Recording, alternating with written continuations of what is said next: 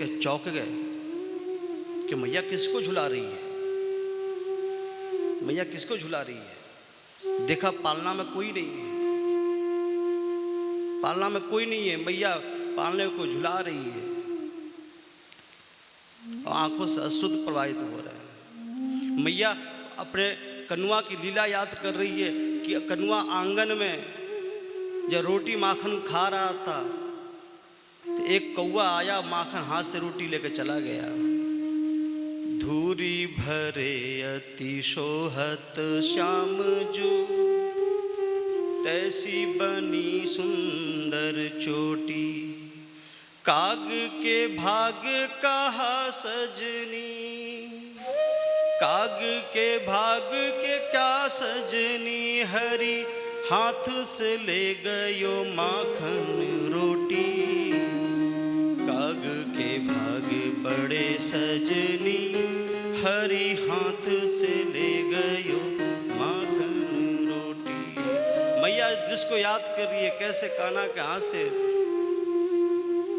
कागा आकर रोटी लेके चला गया, कैसे लेके चला गया। उद्धव समझा रहे हैं, उद्धव समझा रहे हैं। उद्धव ने कहा है, एतौ हि विश्वस्य च बीजयोनि, रामो मुकुन्दः पुरुषः प्रधानम्। बाबा, जो राम मुकुंद हैं, बलराम वो कृष्ण हैं, ये प्रकृति पुरुष हैं।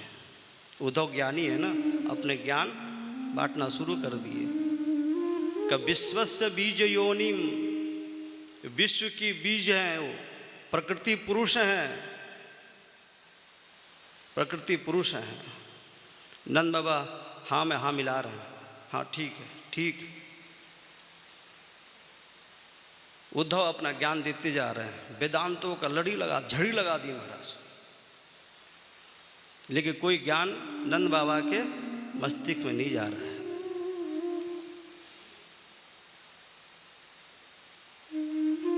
उद्धव ने देखा नंद बाबा यशोदा की ये हमारे ज्ञान इन पर कोई असर नहीं दे रहा है, कोई ज्ञान असर नहीं हो रहा है इनके ऊपर।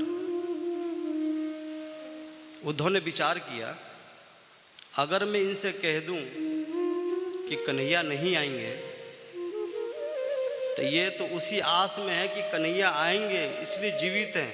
अगर मैं कह दिया कन्हैया नहीं आएंगे तो शरीर को अभी छोड़ देंगे। उद्धव विचार कर रहे हैं। उद्धव इनके प्रेम को देखकर ये सोच भी रहे हैं कि मैं चाहता तो कन्हैया को साथ लेकर आ सकता था, कन्हैया को साथ लेकर आ सकता था,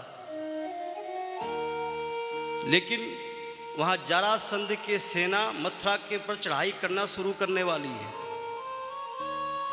अगर कन्हैया यहाँ आया तो वहां पर जितने मथुरावासी हैं, देवकी वसुदेव में सब मारे जाएंगे। उद्धव मंत्री हैं, सब विचार कर रहे हैं, वो सब मारे जाएंगे। मथुरा दूरी कितना है, मैं चाहता था कन्हैया को ला सकता था,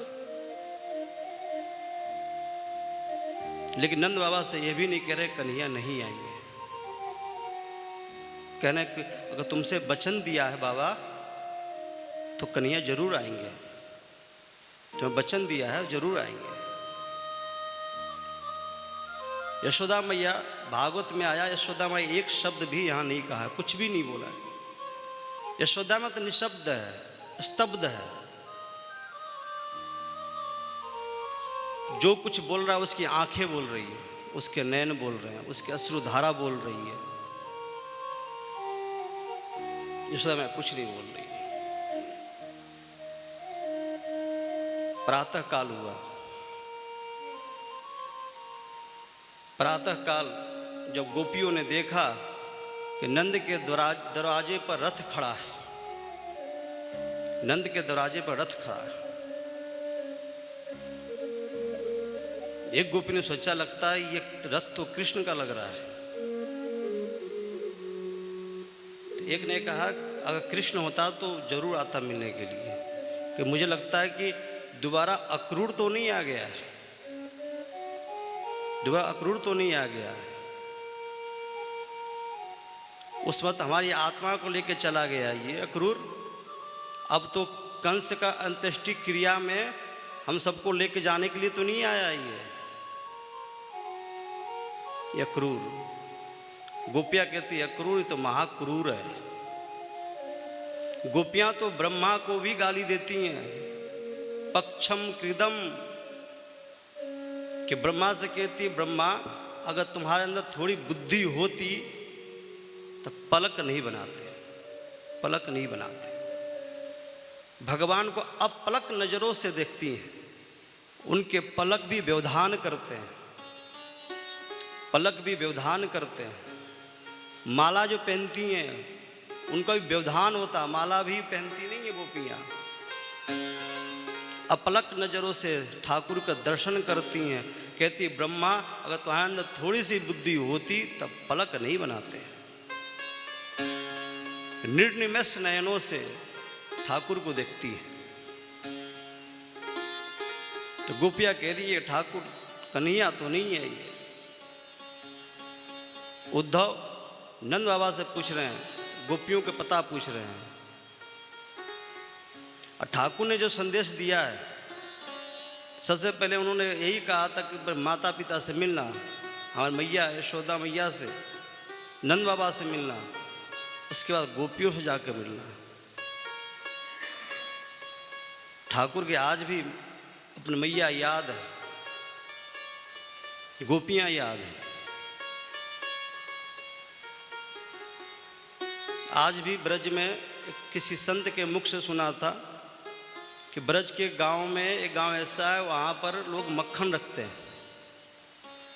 एक संत उसी गांव में पहुँच गए, कह के बाबरी खुले में मक्खन रखी हुई है, इसे मक्खी मच्छर डल जाएंगे, इसे ढक इसे मक्खन को।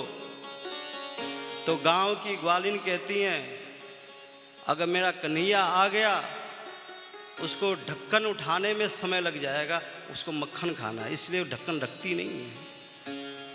आज भी उसको भाव से आज भी कन्हैया को याद करती हैं ग्वालिनियाँ, आज भी याद करती हैं। उद्धव नंद बाबा से पता पूछ कर गोपियों के यहाँ गए हैं।